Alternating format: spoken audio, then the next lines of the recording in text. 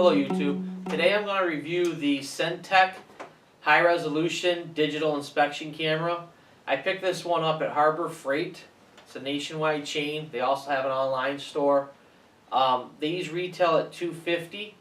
You can get them usually on sale for $200, $199.99, and you can always find discount coupons for Harbor Freight to get them even cheaper than that. I got this one much cheaper than that. You can, basically I'm going to open this one up, we're going to go over it. This is brand new out of the box. This unit has a 3.5-inch screen. They have two styles there. One is the 2 and 2.3 inch I believe screen, and the other one is a 3.5. I went with the better one because it has a bigger screen, and it also has the capability to do a memory card, and it has a USB port. So we're going to open this one up here and take a look at what's in the box. Get an owner's manual when you open it up. You get a bag with 2 cords in it. One is a USB cord, the other is your video out cord. You have another bag that has 3 clips in it. One has a mirror attachment, and the other 2 are different hooks. On this side of the case, you have the actual camera part. It's a 3-foot wand. I actually think it's 39 inches. We're going to call it 3 foot. You have your power pack, and then you have the unit itself. The unit has, like I said, a nice wide screen. I like this. This is actually bigger than Milwaukee screen. I went and checked this out because it was comparable price to the Milwaukee. The Milwaukee unit requires you, it has those 12-volt batteries, and the screen, I want to say, was a 2.7. We're going to see what the quality of this one is compared to what those ones are showing, and we'll see if this is a comparable quality, and the lighting too. What I want to do is unpack this here, let you guys see what comes out of the box. We're going to go over the parts here real quick, some of the specs. Then I'm going to put this thing on a charger, and when it's fully charged, we'll go on and we'll actually do some inspection with it. I'm going to put a hole. I have an old farmhouse here, and I actually want to see what's in some of my walls. So we're actually going to go into one of my walls, run this thing down in there, look and see what's down in there and what we find, and we'll see how it performs in a no-light situation. So to put this together, there's actually a USB that's down inside of here. Can you zoom in on that? Let me know when you have it. You got it? Okay. And then on top of right here, there's actually another USB. It's a male-female connection. You're going to slide them together, and then basically this part here will thread onto it.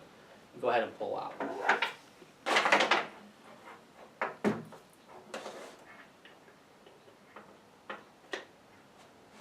Go ahead and trying to do this from your perspective. I'm going to do it from mine. That side up. And there's actually a tab there to slide in to keep you aligned properly. Then this part pulls forward, and it just screws on. Threads right up.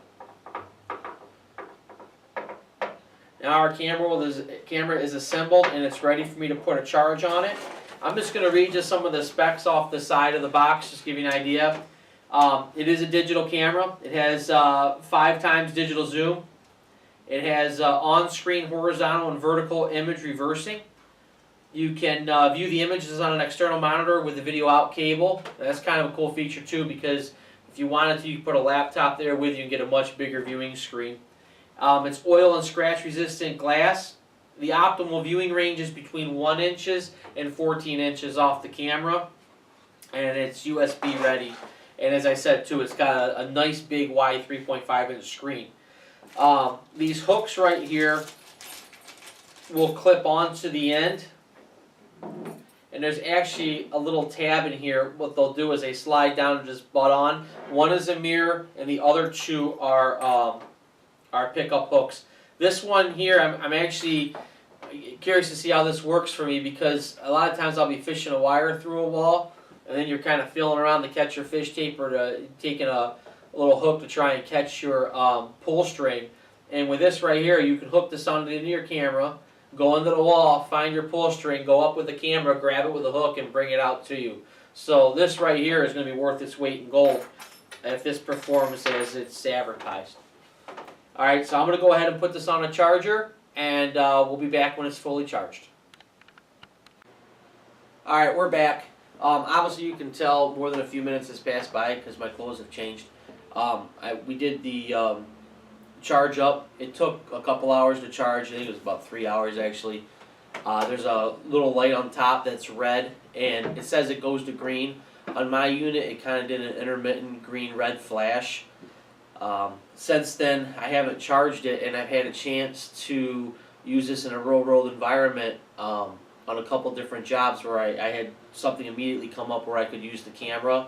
The original recording, when I was last talking to you guys, was over the weekend. It was about 4 days ago, and I have not charged it since, and I used the camera again today on another call.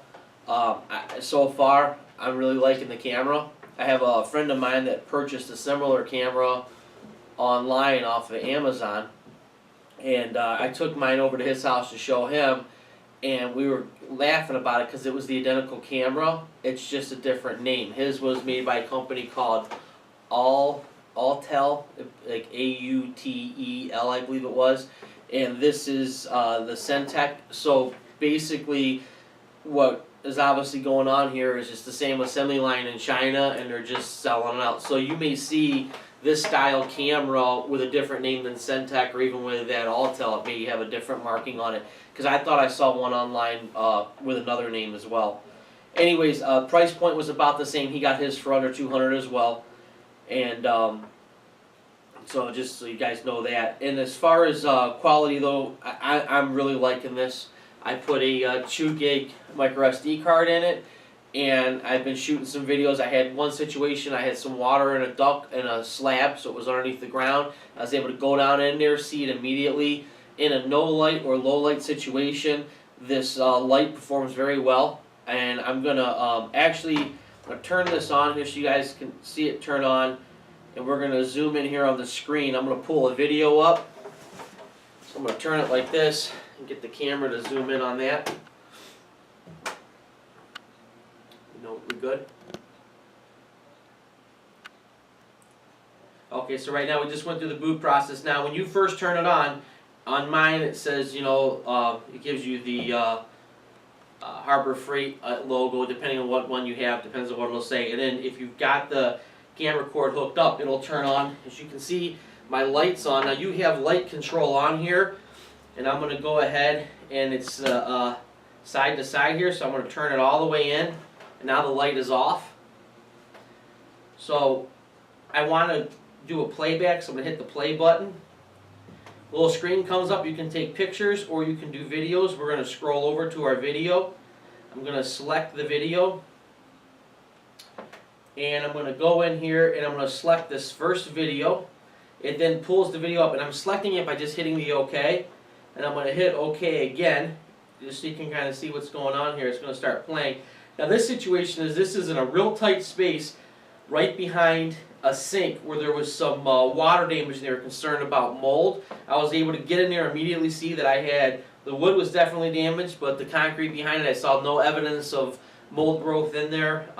It looked real clean back in there, so we've already figured out a solution how we're going to handle this one. But it was, like I said, I've only had this camera a few days.